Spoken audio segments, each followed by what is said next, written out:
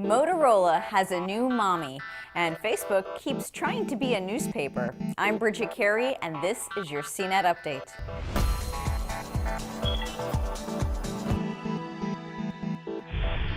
Motorola phones will no longer be made by Google. The search giant has sold Motorola's mobile division to Lenovo for just short of $3 billion. Google acquired Motorola back in 2011 for a much larger sum, paying $12.5 billion. So that's a big loss for Google, right? Well, some say no, and that it was a positive investment for Google when you look at the big picture. You see, during the time Google owned Motorola, it scooped up a ton of patents to strengthen and protect the Android brand. And in the process, it did create two very good Motorola phones, the Moto X and the Moto G. And now that Android is a stronger brand, Google is passing Motorola along to Lenovo, which is a company that is really eager to strengthen its smartphone presence. Lenovo is going to keep using the Motorola brand name in North America and Latin America, but Google kept a few souvenirs in the deal. Motorola's advanced research and development team stays with Google, and that's the team that's working on future tech like electronic tattoos and microchip pills.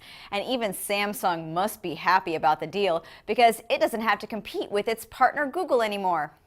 Facebook also has some interesting news. The network said it'll be making more standalone mobile apps. And on Monday, it'll launch a reading app for the iPhone called Paper. It's very much like Flipboard, and it's trying to be your personal newspaper, blending your news feed with other stories from major news outlets. It's all divided into categories like sports, technology, and food. Facebook members can also write their own stories to be shared with the world.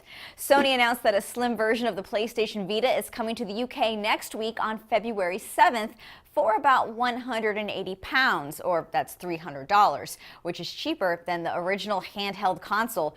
But Sony gave no word on when this will be available in the US. The Vita Slim has been sold in Japan and parts of Asia since last year. It's slightly thinner and lighter, but to help increase battery life, Sony downgraded the quality of the screen from OLED to LCD, but it's still a high-resolution display. And a very popular keyboard app on Android called SwiftKey has found a home on the iPhone and iPad. It's called SwiftKey Note, and it's just a jazzy place to save notes with a better keyboard that predicts your next word. It also ties into Evernote. That's your tech news update, but you can find more details on these stories at cnet.com/update, and be sure to follow along on Twitter. From our studios in New York, I'm Bridget Carey.